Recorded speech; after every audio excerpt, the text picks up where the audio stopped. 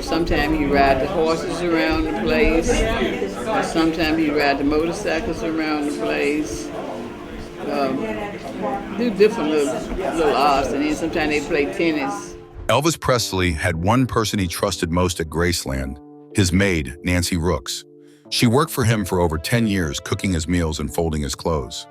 More importantly, Elvis shared a secret with her that he never told anyone else. He made her promise to keep it quiet. Now Nancy has finally decided to break her silence, and what she revealed has shocked many Elvis fans. Before her death, Nancy opened up about the secret that Elvis asked her to keep. He trusted her more than anyone. His bodyguards, bandmates, and even family didn't know this truth. Nancy wasn't famous or rich, she was just his maid. She saw Elvis when the cameras weren't flashing and the pressures of fame got too heavy. One day he looked her in the eye and shared something deeply personal with her. For decades, Nancy kept her promise and never discussed what Elvis told her. She didn't seek fame or try to profit from her connection to him. She stayed quiet even as books and documentaries tried to tell his story. But as she got older, her silence began to fade. What she revealed was not just gossip, it was important and serious. This long-held secret is changing how people view Elvis's final years. Graceland's hidden world. Nancy Rooks as Elvis's trusted confidant. Graceland, a private world few people saw. Nancy Rooks began working as a maid and cook at Graceland in 1967. The moment she entered, she knew she wasn't in a typical mansion. She was in a whirlwind. Graceland was beautiful with chandeliers, velvet curtains, and gold decor. But beneath its grandeur, the house beat with a strange, changing energy. Some days the halls are filled with laughter, piano music, and the buzz of late-night chats. A thick silence fell at other times, making it seem like the walls were holding their breath.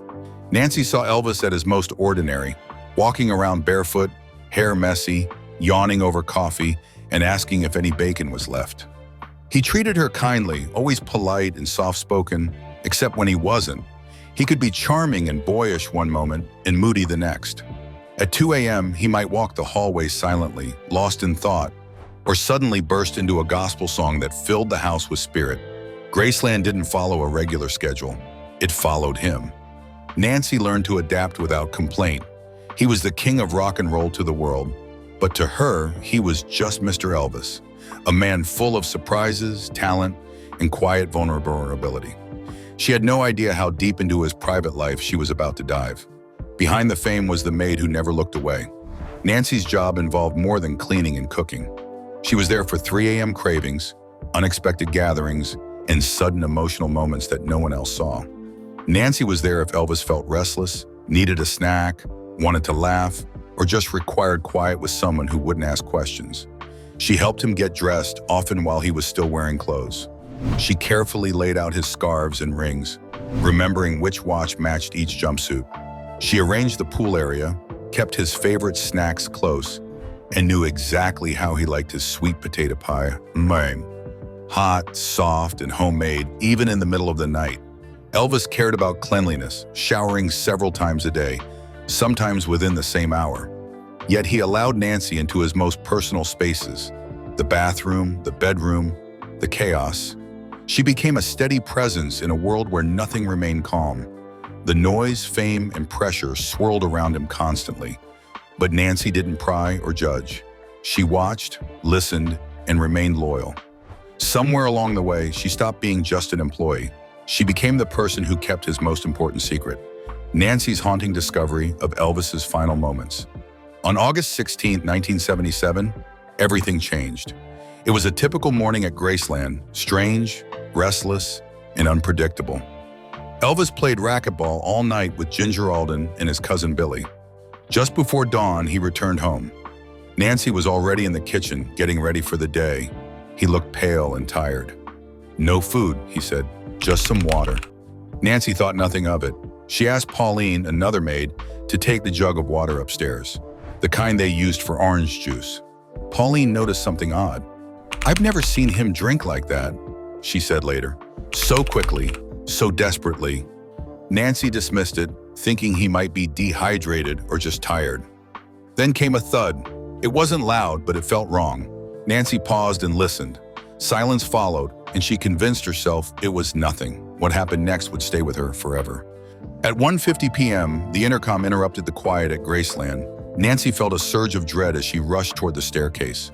The hallway felt long and heavy with fear. Each step echoed as she walked toward the bathroom. Elvis lay face down on the floor when she saw him, completely still. There was no movement or breath. The sight hit her hard. She didn't scream or collapse. Instinct took over. She turned to find help. By the time the medics arrived, it was too late. But Nancy stayed focused. She helped the paramedics find their way through the house, which now felt cold and heavy with sadness.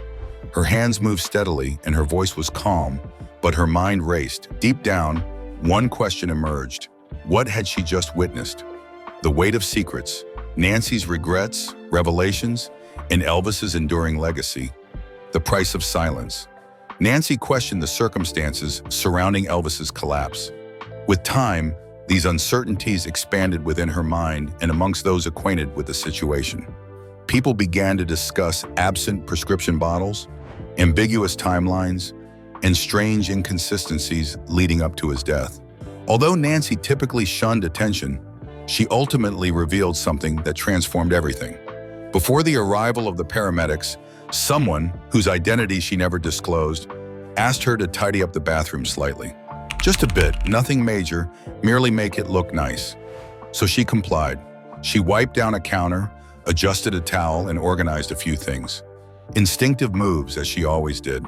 At the time, it felt innocuous and routine. Yet as rumors of missing pills and altered scenes started circulating, her concern grew. Had she unknowingly concealed a piece of the truth? "I was unaware of what I was obscuring," she reportedly stated.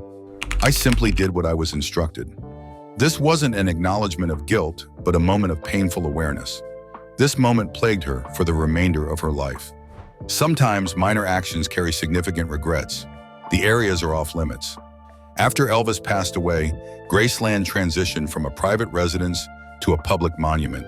Fans flocked from across the globe, lining up in the heat to view the life he left behind. Tour guides escorted guests past velvet ropes and restricted rooms. Souvenir shops opened, brimming with memorabilia and posters. His music played through speakers, and his likeness was ubiquitous. However, not everything was accessible for viewing. The upper level remained prohibited. His bedroom and bathroom, the very site where everything concluded. Those spaces stayed sealed, sacred, and untouched by cameras or souvenir maps. Only a select few were permitted to access that room. Nancy Rooks was among them. Memories surged back each time she ascended the stairs to dust or fold laundry. The silence, the thud, the man lying face down on the cold floor. She didn't merely clean the room, she relived it.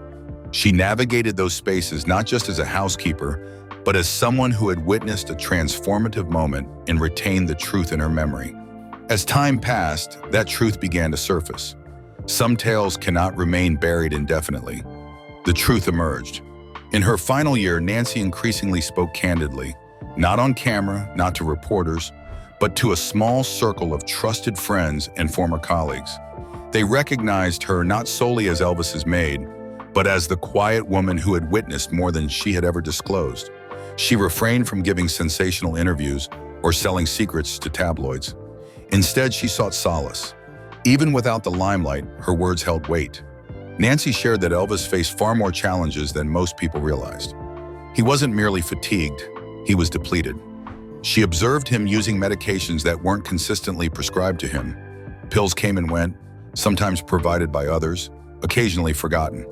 She recalled how he began dozing off mid-conversation.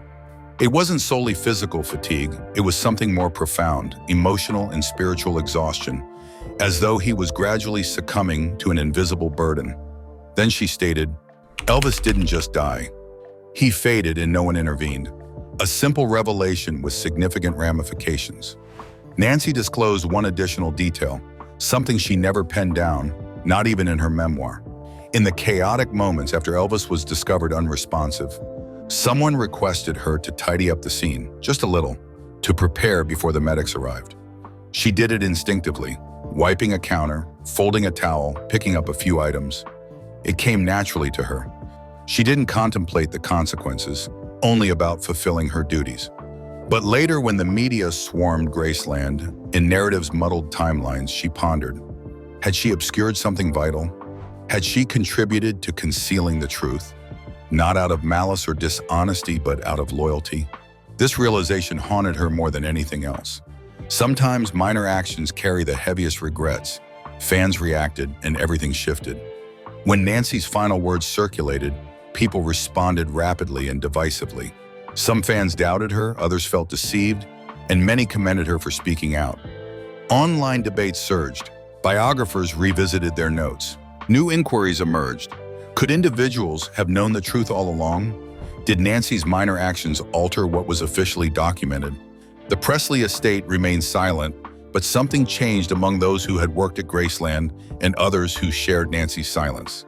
The truth finally found a voice, a blend of loyalty and honesty. Nancy Rooks never sought notoriety. She cherished Elvis, not as a celebrity, but as the man who once requested her to hem his pants while joking with her.